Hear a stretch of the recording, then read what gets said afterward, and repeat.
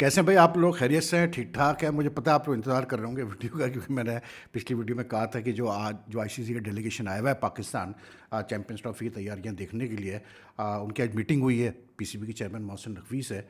तो क्या अंदर बात हुई उसके बारे में मैं आपको बताऊंगा। हुआ ये था कि मुझे किसी ने टिप ऑफ किया कि जी जो आईसीसी का डेलीगेशन आया हुआ है इन्होंने गालिबन इस चीज़ पे थोड़ा सा पूछताछ की और कंसर्न एक्सप्रेस किया कि जो कैसे बोलते हैं, जिस तेज़ी से काम हो रहा है नेशनल स्टेडियम कराची में, गद्दाफ़ी स्टेडियम लाहौर में और पिंडी में।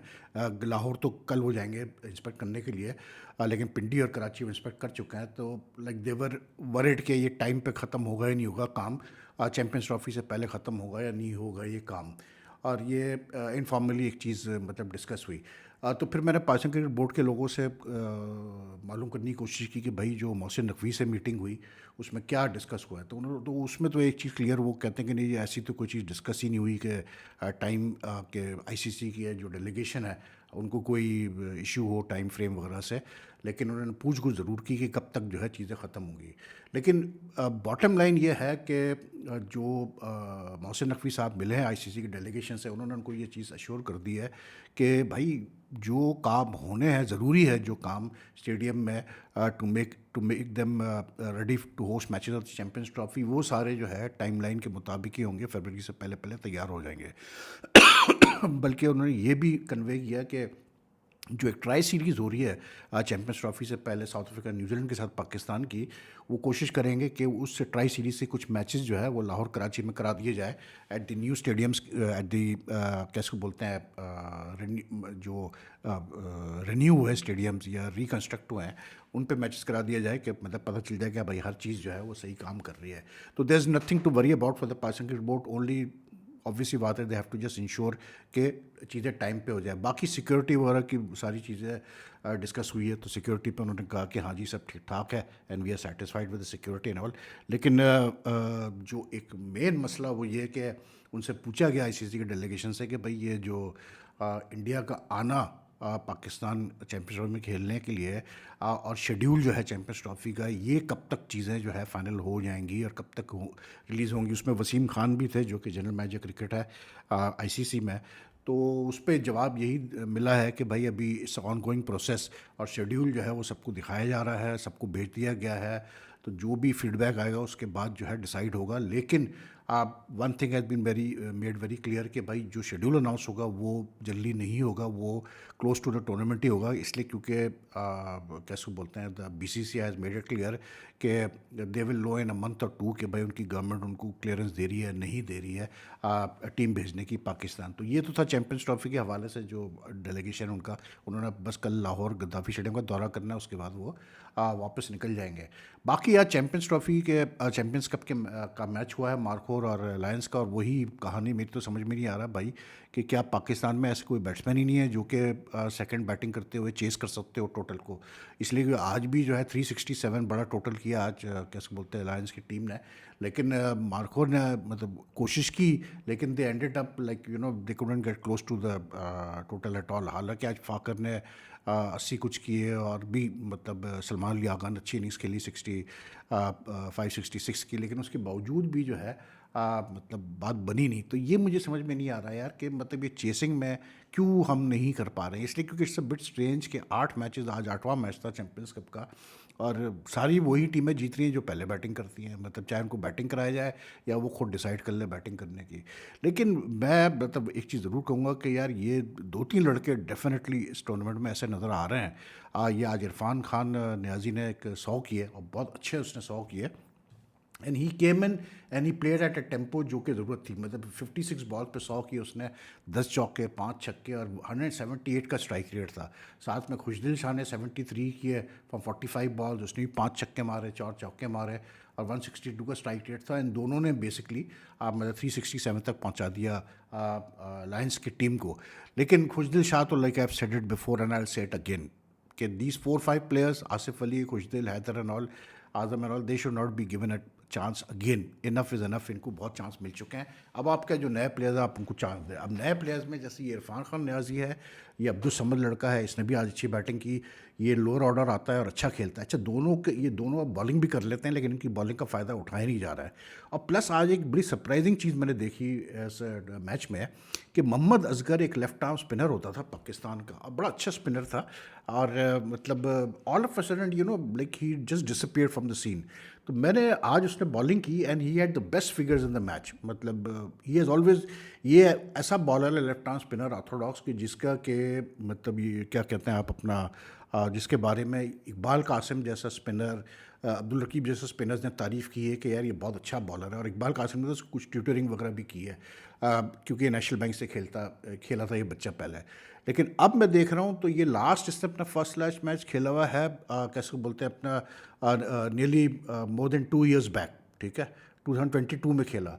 लिस्ट ए का मैच मैं देख रहा हूँ तो ये मतलब मार्च 2022 में लास्ट अपना लिस्ट ए का मैच खेला है। T20 का मैंने देखा तो वो कोई मार्च कैसे बोलते हैं अपना नवंबर 2023 में खेला हुआ है।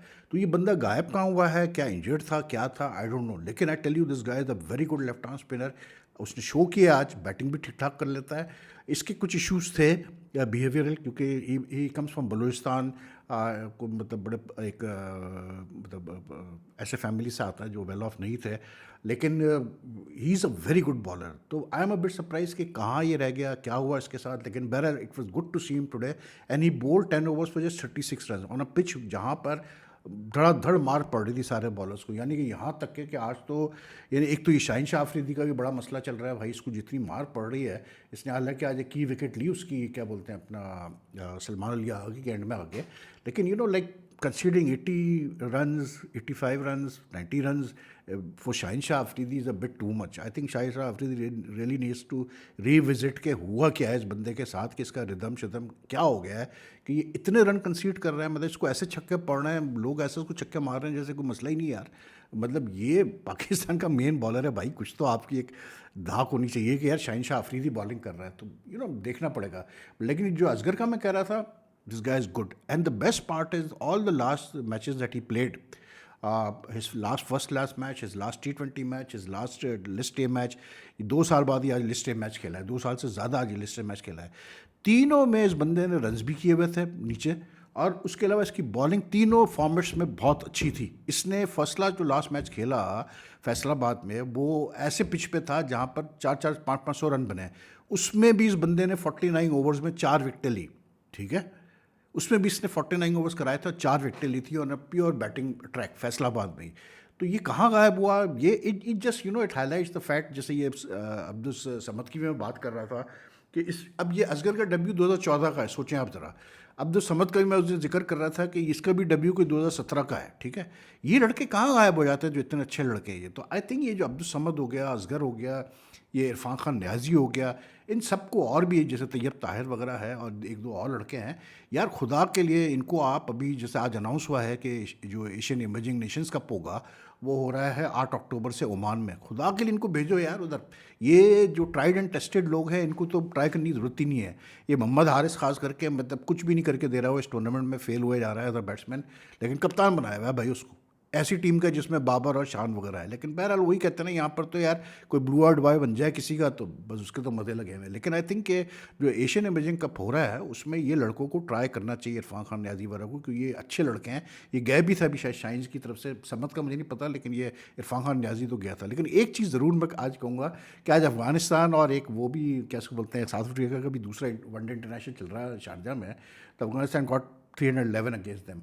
लेकिन एक सवाल ज़रूर मेरे जहन में आया है, क्या एक बैट्समैन जो अपने 100 के करीब आ रहा है, क्या उसको ये इज़ ही जस्टिफाइड कि जब वो 100 के करीब आए, वो अपने 100 के चक्रों में ऐसी सिचुएशन जहाँ बॉलें कम रह गई हो और he is close to 100, is he justified in running out his own teammate just for the sake that he gets strike? Is he justified in slowing down out of nervousness to get to his 100 and मतलब upset the momentum, the run momentum of his team? ये दोनों चीज़ें आज हुई हैं, आज ये दोनों चीज़ें हुई हैं। इरफान खान न्याजी ने जिस तरह से उसको रन आउट करवाया, कैसे बोलते हैं अपना ये आमिर यामीन को, ये मतलब he was close to his 100, he was batting I think around 80 at that time, 87 88 पे था और ओवर 2 ओवर बाकी थे। लेकिन यार आप मतलब इस तरह तो नहीं कर सकते कि आप अपने 100 के चक्करों में आमिर यामीन ने शॉट खेला है मतलब लॉग ऑन की तरफ और क्लियर 2 रन्स थे, मतलब कोई सीन ही नहीं ना, मतलब वो पहला रन देके दूसरे रन लेने के लिए वो दूसरे रन पे पहुंच गया। ये बंदा मतलब इरफान खान न्याजी बज ही नहीं हुआ अपने उससे, और उसके बाद फिर उसको इशारे कर रहा है ये तुम क्या कर रहे हो, साफ नज़र आ रहा है भाई तुम अपने 100 करना चाह रहे हो, but this is a selfish approach.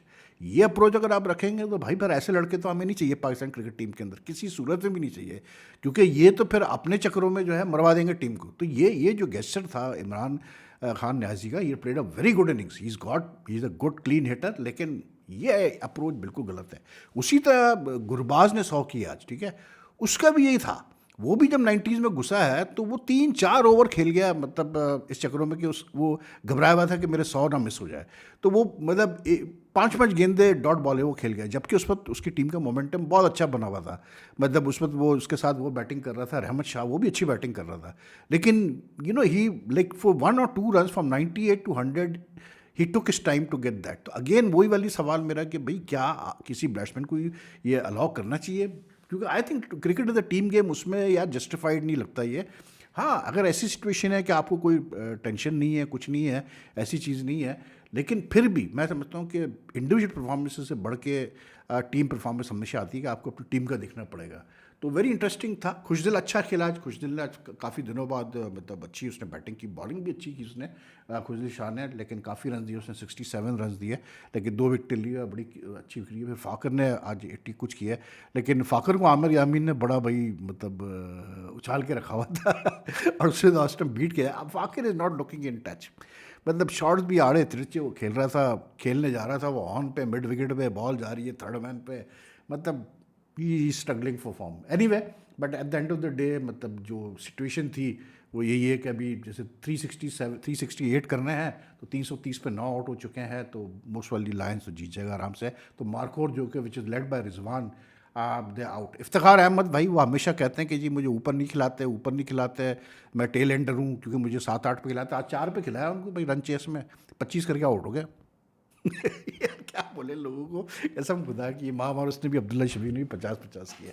बाकी साउथ अफ्रीका और उसका मैच अफगानिस्तान, अच्छा उस दिन मुझसे गलती ये हो गई कि मैंने मेंशन किया कि अफगानिस्तान चैंपियंस ट्रॉफी में नहीं है, नहीं Afghanistan has qualified for the next year Champions Trophy. And I tell you what यार, ये जो अफगानिस्तान की टीम है ना, ये यार ये चैंपियंस ट्रॉफी में they could be like big surprise package, क्योंकि इनकी बैटिंग में भी बड़ा एक वो है, मतलब ये इस काबिल हो चुके हैं इनके बैट्समैन कि अपने इतने रन कर लेते हैं कि फिर इनके बॉलर संभाल लेते हैं। कि इनको एक प्रॉब्लम थी, इनके एक न्यू बॉल बॉलर का मसला था। Fazal Haq Farooqi has developed to a very good new ball bowler.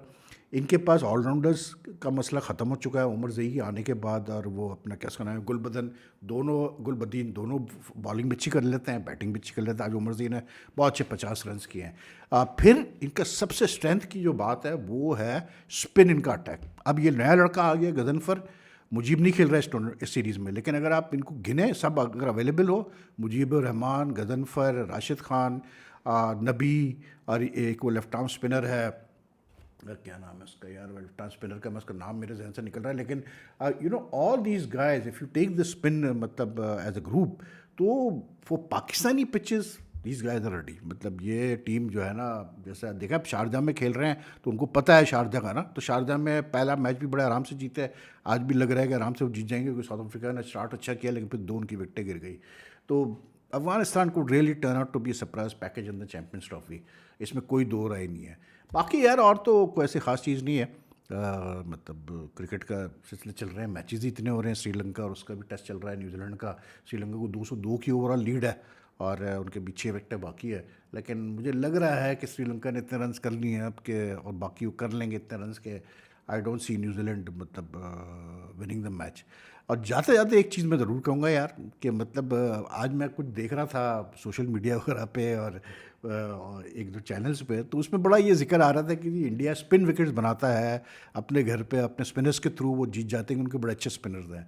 इसमें कोई दो राय नहीं कि इंडिया का एडवांटेज स्पिनर्स का है और इसीलिए वो स्पिन पिचेस पे जाते हैं, स्पेशली अगेंस्ट स्ट्रॉन्गर टीम्स। लेकिन भाई उनकी पेस अटैक भी अब उतनी अच्छी हो गई है। मसला ये है कि आज जो उन्होंने बांग्लादेश को 140 प्लस पे आउट किया, तो उसमें 8 विकेटें पेस बॉलर्स ने लिए हैं, बुमराह ने 4 लिए हैं, उसने आकाशदीप ने 2 लिए हैं और सिराज ने 2 लिए। तो they now have a bowling attack, all round bowling attack, whether you they prepare a spin pitch, whether they prepare a pace attack, a pitch which supports the pacers. They have the bowlers to take advantage of all those conditions. If you recall against England, in at least 2 of the matches, at least 2 of the test matches that India won, Bumrah played a pivotal role in setting up those wins. एक में तो उसने 9 विकेटें ली एक match में। जब से वो injury से वापस आया वो तो कमाल बॉलिंग कर रहा है। लेकिन ऐसा नहीं है कि इंडिया सिर्फ स्पिनर्स पे जीत रहा है, इंडिया की पेस अटैक भी अब बहुत बेहतर हो गई है। And to be very honest, the sort of pace resources we have right now, India has better pace resources than us. और ये शायद हमारे लोगों को, मतलब हमारे वहाँ यार बहुत सारे लोग तो, वो मैं कहता हूँ ना कि अभी वो जैसे कोहली का वो जो मैंने पिछले वीडियो में जिक्र किया कि एक साहब ने कहा कि उसको रिटायर होना चाहिए नहीं होना चाहिए, उनको फिर मैंने स्टैट्स निकाल के भेजे टेस्ट के और वनडेज के कोहली के, लास्ट हिज 10-15 इनिंग्स के। And I was also surprise to see कि कोहली के अच्छे खासे रन हैं यार, 100 भी मारे हैं उसने ठीक ठाक, मतलब 300-400 तो वनडे में है, कोई 200-300 उसके टेस्ट में है। तो मैंने उन साहब से यही पूछा, मैंने कहा यार आप बताओ अब इसको रिटायर होना चाहिए नहीं होना चाहिए। तो वो कहते हैं क्या है, कहते हैं कि यार ये जिस कैलिबर का प्लेयर है ना, ये इतने रन इसके लिए काफ़ी नहीं है। अभी मैंने कहा ये मैं दिल में सोच रहा हूँ कि भैया वो क्या करें, वो बच्चा क्या करे, मतलब अपनी जान दे दें तो फिर खुश होंगे लोग। मतलब यार लोग भी, क्रिकेट फैन भी, अल्लाह माफ़ करे, अजीब ही मखलूक है भाई। तो you know like India now is well versed in both departments. अब बैटिंग तो उनकी हमेशा, जो टैलेंट वो प्रोड्यूस कर रहे हैं बैटिंग में, वो भाई छोड़ देना यार। अब हम एक अच्छी चीज़ हमेशा ये होती है कि जो प्रॉब्लम आपके साथ हो रही हो आप उससे सीखो, उस प्रॉब्लम से सीखो। आप ये नहीं कि आप मतलब बचने की कोशिश करो या आप डिनाइल में चले जाओ। You should learn from others कि हाँ यार ये हमारे साथ प्रॉब्लम हो रही है जिसकी वजह से हमें जो है इश्यूज आ रहे हैं, तो we need to now start reworking on a cricket system. तो दैट्स ऑल फॉर नाउ यार, टेक केयर। वीडियो पसंद आए तो लाइक एंड शेयर कीजिएगा, साथ में जो है मतलब कमेंट आपके वेलकम। तो टेक केयर, अल्लाह हाफिज़ जी।